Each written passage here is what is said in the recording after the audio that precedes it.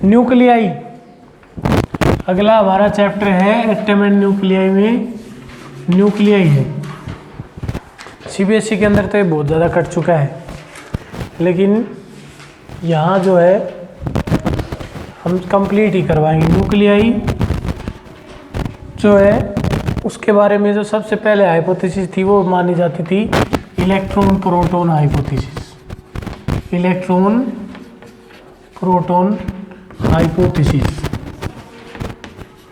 यानी कि यह अभिकल्पना थी। ये माना जाता था कि nucleus contains positive charge particles protons and negative charge particles electrons. Nucleus के अंदर positive charge particles protons and negative charge particles electrons are confined in the nucleus. ये न्यूक्लियस के अंदर कन्फाइंड है, पॉजिटिव चार्ज पार्टिकल भी और negative charge particle भी। ठीक है, but this hypothesis fails to explain, क्या क्या फेल करने में एक्सप्लेन होगी, radiations and the mass of the nucleus. Mass of nucleus के बारे में और रेडिएशन जो है स्पेक्ट्रम मतलब जो है अल्फा बीटा गामा जो है ना उसके बारे में ये एक्सप्लेन करने में ये फेल होगी। ठीक है, क्यों? क्योंकि मान लिया कि let z is equal to atomic number बोलते हैं इसको, ये मान लिया कि एटॉमिक नंबर है, यानी कि z is equal to number of protons. तो जितना पॉजिटिव चार्ज होगा उतना नेगेटिव चार्ज होगा। इसका मतलब अगर z प्रोटॉन्स हैं तो z he number of electrons होंगे, उतने ही नंबर ऑफ इलेक्ट्रॉन होंगे। ठीक है, अब मास ऑफ प्रोटॉन mp, तो टोटल मास ऑफ प्रोटॉन्स कितना हो गया ZMP। Similarly mass of electron me, तो टोटल मास कितना हो गया ZMe। इसका मतलब total mass of nucleus should be ZMP plus ZMe। इतना मास होना चाहिए, इतना मास होना चाहिए, but experimentally it is found that the mass of nucleus यानी कि m जो है very very greater than ZMP plus में ZMe, क्योंकि ये मैं हाइपोथेसिस की बात कर रहा हूँ कि पहले ये माना जाता है, पहले माना जाता था ये।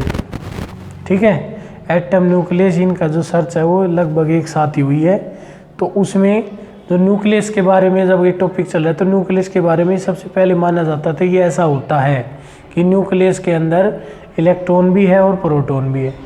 ठीक है, तो इसका मतलब ये हुआ कि इलेक्ट्रॉन प्रोटॉन हाइपोथेसिस होगी इस, तो उसमें ये मान लें कि भाई न्यूक्लियस के अंदर, लेकिन मास ऑफ प्रोटॉन है वो very very greater then mass of electron होता है, और फिर जो मास ऑफ न्यूक्लियस है वो इन दोनों के मास के जोड़ के बराबर और भी ज़्यादा होता है। मतलब लगभग जो न्यूक्लियस का जो मास है, मास ऑफ न्यूक्लियस, वो ग्रेटर देन या nearly equal to double of ZMP होता है, यानी कि प्रोटॉन्स के मास का डबल।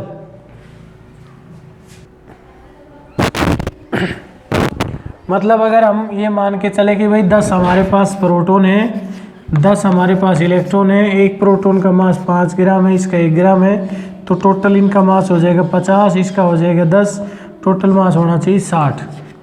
लेकिन एक्सपेरिमेंटली ये जो मास है ये 100 ग्राम से भी ज़्यादा है, ग्रेटर देन 100 ग्राम। तो ये जो डिफरेंस आया है इसको इसने एक्सप्लेन नहीं किया ये क्यों है। ठीक है, और अल्फा बीटा गामा रेडिएशन के बारे में भी कोई एक्सप्लेनेशन नहीं दी, तो इसलिए ये हाइपोथेसिस होगी फेल। नेक्स्ट हाइपोथेसिस जो थी वो थी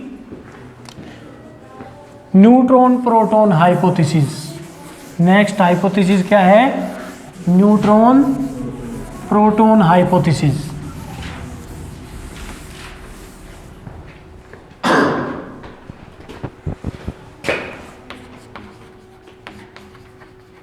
neutron proton hypothesis. According to this hypothesis, Pauli ने खोज की थी न्यूट्रॉन की।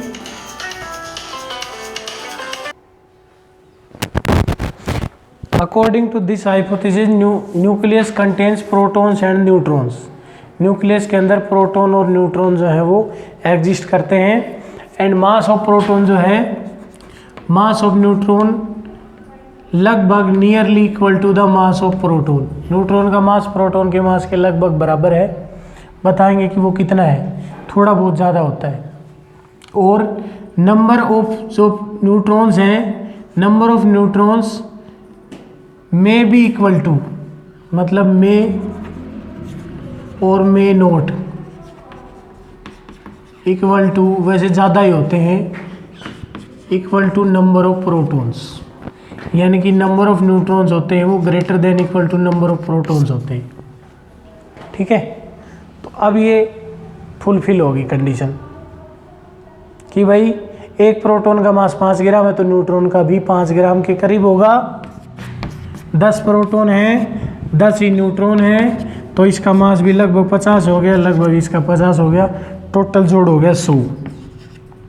और न्यूक्लियस का मास भी 100 से थोड़ा सा ज़्यादा या कम होता है, 100 के करीब होता है। तो ये हाइपोथेसिस ने एक्सप्लेन कर दिया कि ये मास इक्विवेलेंस। इसी तरह रेडिएशन को भी करेंगे। अब ये हाइपोथेसिस बिल्कुल बेस्ट फिट होगी, तो उसके अकॉर्डिंग हमने न्यूक्लियस को असाइन किए 2 नंबर। एक नंबर को कहा गया एटॉमिक नंबर, एटॉमिक नंबर या जिसको चार्ज नंबर भी कहते हैं, क्योंकि न्यूट्रॉन जो है वो एक अनचार्ज पार्टिकल होता है। ठीक है, ये भी कहा गया कि न्यूट्रॉन इज अनचार्ज पार्टिकल। ठीक है, having the mass equal to the mass of a proton exist in nucleus. तो इलेक्ट्रॉन अब बाहर घूमते हैं। अब ये फुलफिल हो गया पहले वाला चैप्टर का भी कि इनसाइड न्यूक्लियस होता है, आउटसाइड जो है इलेक्ट्रॉन सर्कुलर सेल्स में मूव कर रहे हैं। तो इसी तरह चार्ज पार्टिकल जो है, जो ओनली प्रोटॉन है, तो उसके लिए हमने चार्ज नंबर लिख दिया। नंबर एटॉमिक नंबर को हमने चार्ज नंबर भी कहते हैं। ये इक्वल टू, ये किसके बराबर होता है, equal to number of protons, कि कितने प्रोटॉन्स प्रेजेंट है न्यूक्लियस में, उसको कह दिया हमने एटॉमिक नंबर। और इसको लिखा गया जेड से, किससे लिखा गया। और फिर होता है मास नंबर। मास नंबर ये होता है नंबर ऑफ प्रोटॉन्स प्लस में number of A neutrons. Neutrons और प्रोटॉन्स के नंबर की संख्या, यानी कि NP प्लस में NN, number of proton plus number of neutron. और इसको हमने नाम दिया A से। सिंपली हम ऐसे लिखते गए N plus P is equal to A और P is equal to Z। Number of protons is equal to Z होता है और न्यूट्रॉन और प्रोटॉन का जोड़ होता है A। तो किसी भी एटम को, न्यूक्लियस को हम ऐसे लिख दे XZA। For example sodium. जब सोडियम का एग्जाम्पल लेते हैं Na1123, तो Na11, यहाँ पे 11 है एटॉमिक नंबर और 23 है एटॉमिक मास। तो इसका मतलब ये हुआ कि नंबर ऑफ प्रोटॉन्स तो हैं 11। जितने नंबर ऑफ प्रोटॉन्स होते हैं उतने ही नंबर ऑफ इलेक्ट्रॉन्स होते हैं, क्योंकि पॉजिटिव और नेगेटिव चार्ज बराबर होता है। तो नंबर ऑफ इलेक्ट्रॉन भी कितने हो गए, 11। अब नंबर ऑफ न्यूट्रॉन निकालने हैं, तो सीधी सी बात है कि N plus P is equal to A। तो इसका मतलब N की वैल्यू हमने निकालनी है, P की वैल्यू 11 है, A की वैल्यू 23 है, तो N की वैल्यू होगी 12। ये उधर जाके हट जाएगा ना 11, 23 में से 11 सब्ट्रैक्ट करेंगे 12 बचेगा। तो नंबर ऑफ न्यूट्रॉन हो गए 12। ठीक है, तो नंबर ऑफ न्यूट्रॉन कम ज़्यादा हो सकते हैं, कम बहुत कम चांसेस होते हैं, कम होंगे, ज़्यादा ही होते हैं। इसी तरह कैल्शियम 20-40, इसका मतलब इसका Z है 20, तो नंबर ऑफ प्रोटॉन है 20, नंबर ऑफ न्यूट्रॉन है 20, इलेक्ट्रॉन है 20 और नंबर ऑफ न्यूट्रॉन भी 20 है, क्योंकि 20 जमा 20 इक्वल टू 40। ठीक है, तो ये कंसेप्ट हो गया। उसके बाद इन नंबर्स के अकॉर्डिंग हम एलिमेंट्स को जो असाइन वो करते हैं, नाम देते हैं। वो 3 तरह के होते हैं एलिमेंट्स। पहले होते हैं आइसोटोप्स, आइसोबार्स, आइसोटोन्स। ठीक है, ये सारे टॉपिक इन सीक्वेंस में आ रहे हैं, तो अच्छी तरह से करना कि भाई आइसोटोप्स क्या होते हैं, आइसोबार क्या होते हैं, आइसोटोन क्या होते हैं। आइसोटोप्स होते हैं भाई सेम एटॉमिक नंबर सेम हो एंड डिफरेंट एटॉमिक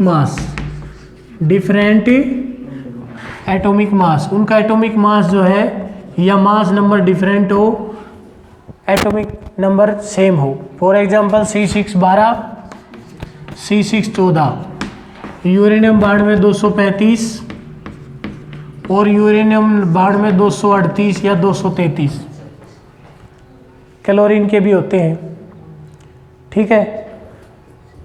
तो ये जो है C612 और C614, इसका एटॉमिक नंबर दोनों का सेम है 6 है, और एटॉमिक मास इसका 12 है और इसका 14 है। तो जो मास नंबर में जो डिफरेंस आता है वो न्यूट्रॉन्स की संख्या के कारण आता है, ठीक है। इसी तरह इसका एटॉमिक नंबर 92 है, इसका एटॉमिक मास 235 और उसका 238 है। तो ये हो गया आइसोटोप्स। आइसोबार्स में same atomic number, same atomic mass and different atomic number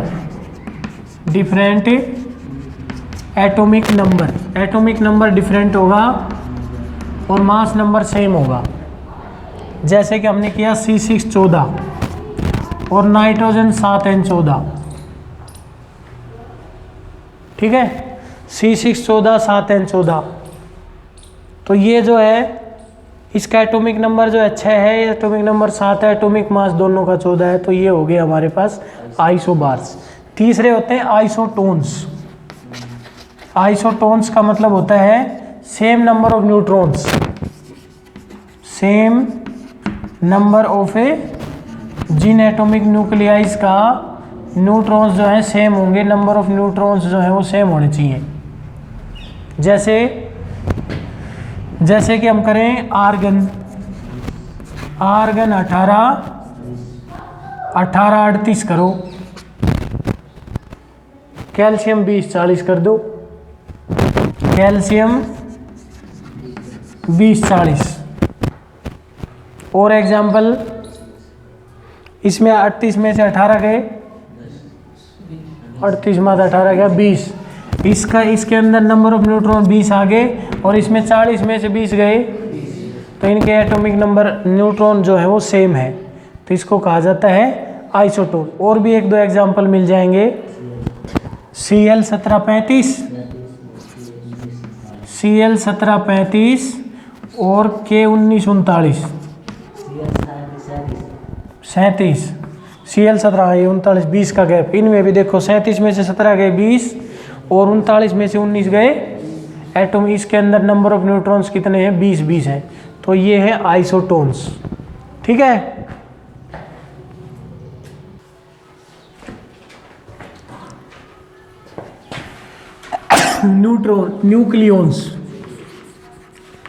nucleons का मतलब elementary particles confined in nucleus, जो न्यूक्लियस में कन्फाइंड है।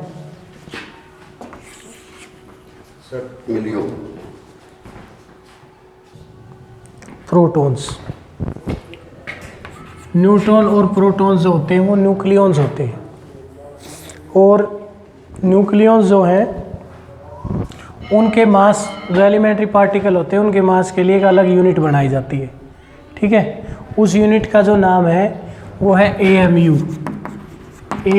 यानी कि हम आगे सारे इसी के ऊपर आएंगे, आगे जो आर्टिकल आएंगे ना, बाइंडिंग एनर्जी वगैरह जो भी है वो सारी AMU पे आती है। AMU से ही पता चलेगा कि कितनी एनर्जी पैदा होगी।